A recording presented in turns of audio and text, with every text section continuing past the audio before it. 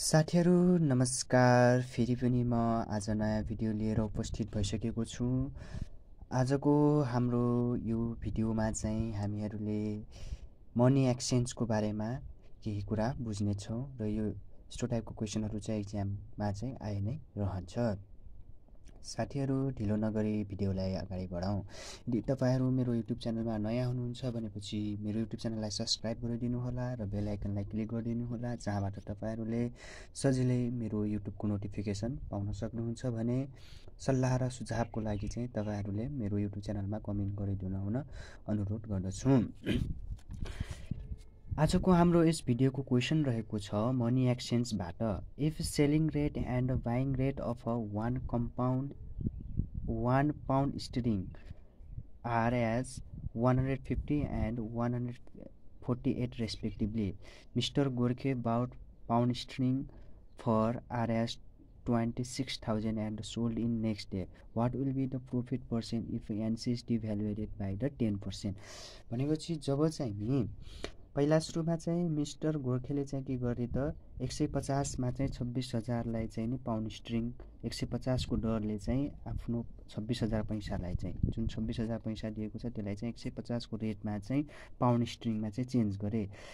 अब selling rate भनेको चाहिँ नि जुन चाहिँ हामीले चेन्ज गर्छौं र बाउट रेट भनेको चाहिँ नि हामीले चाहिँ जुनबाट चाहिँ हामीले बैंकमा एक्सचेन्ज गर्छौं र डिभ्यालुएटेड भनेको चाहिँ नि यस्तो हो, मनी एक्सचेन्जमा डिभ्यालुएटेड भनेको चाहिँ नि नेपाली पैसा चाहिँ घट्नु हो। भनेको मतलब नेपाली जुन बैंकले चाहिँ साट्ने दर छ त्यो रेटको दर चाहिँ बढेर आउने गर्छ।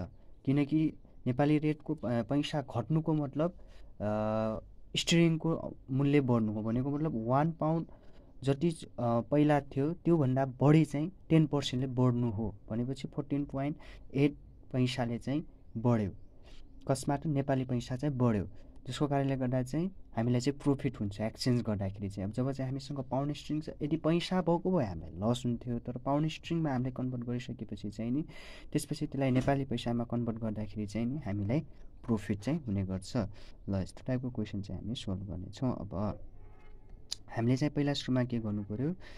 पहिला सुरुमा चाहिँ हामीसँग चाहिँ 26,000 लाई चाहिँ हामीले पहिला पाउन्ड स्टर्लिङमा चाहिँ चेन्ज गर्यौं। भनेपछि आरएस सोलुसनमा आरएस 150 इज इक्वल टु चाहिँ हाम्रो कति हुन्छ 1 पाउन्ड स्टर्लिङ चाहिँ हुन्छ। भनेपछि आरएस 26,000 इज 1/150 मल्टिप्लाई टु 26,000 गरेपछि चाहिँ कति हुन्छ त?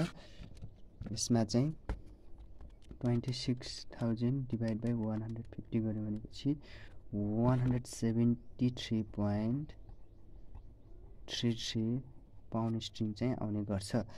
हो, अब यति पाउन्ड स्टर्लिङलाई चाहिँ नि यो चाहिँ उसको के भयो त? सीपी भयो। कसको लागि त? मिस्टर गोर्खेको लागि, जुन चाहिँ उसले एक्सचेन्ज गर्यो 150 को रेटमा, तर उसको डिभ्यालुएटेड भइदिएको छ 10% ले। 10% ले डिभ्यालुएटेड हुने बित्तिकै चाहिँ नि यो रेट चाहिँ बढ्यो। इन नेक्स्ट डेमा चाहिँ उसको if next day NC is Nepali currency is devaluated भनेको मतलब उसको भ्यालु चाहिँ बढ्नु हो हैन, devaluated by 10%, then about BHD about rate of bank is. अब यो नेपालमा उसले चाहिँ विदेशमा चेन्ज गर्यो, अब यसलाई चाहिँ नेपालमा बैंकमा साट्दाखेरि चाहिँ नि अब चाहिँ नि कति भयो त? Then the rate of bank is, अब चाहिँ कति हुने भयो त? 148 प्लस 148 को 10% चाहिँ हुने गर्छ। भनेपछि 148 प्लस 14.8 हो, विच इज इक्वल टु कति आउँछ त? 148 प्लस 14.8 आयो 162। आरएस 162.8 चाहिँ आयो। अब चाहिँ उसले पहिला सुरुमा चाहिँ 144 रुपियाँमा मनीलाई एक्सचेन्ज गर्थ्यो भनेपछि अब चाहिँ 162 रुपियाँमा चाहिँ उसले चाहिँ मनीलाई चाहिँ एक्सचेन्ज गर्ने भयो। देन अब चाहिँ नि 1 पाउन्ड स्टर्लिङ फर बैंक, अब चाहिँ फर बैंक ब्याङ्कमा चाहिँ गर्दाखेरि उसले यति स्ट्रिङ चाहिँ गर्यो जुन चाहिँ 26,000 छ। 26,000 चाहिँ उसको ऊ भयो भने चाहिँ 1 पाउन्ड स्ट्रिङ भनेको चाहिँ फर ब्याङ्कको लागि चाहिँ अब कति भयो त RS 162.8 भयो भनेपछि 173.33 पाउन्ड स्ट्रिङको लागि चाहिँ कति भन्यो त 172.8 मल्टिप्लाई 173.33 चाहिँ हुने भयो मल्टिप्लाई 173.33 भनेपछि RS कति हुने भयो त 28,218.124 यति चाहिँ उसलाई फाइदा भयो। अब चाहिँ CP भनेको यहाँनिर कति हो नाउ अब के गर्नु पर्यो CP इजिकल टु चाहिँ कति छ RS 26,000 छ अनि SP इजिकल टु चाहिँ कति छ RS 28,201.124 चाहिँ छ।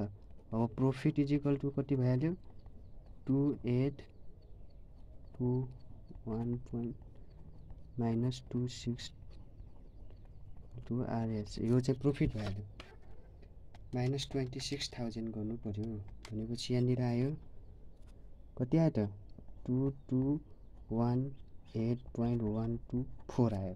यति चाहिँ उसलाई प्रॉफिट भयो। अब प्रॉफिट पर्सेन्ट इजिकल टु चाहिँ कति हुन्छ 2218.124 डिभाइड बाई 26,000 इन्टु 100% भयो जुन चाहिँ कति आयो डिभाइड बाई 26,000 गऱ्यो हामीले इन्टु 100% गऱ्यो भनेपछि 8.53% चाहिँ आउने गर्छ।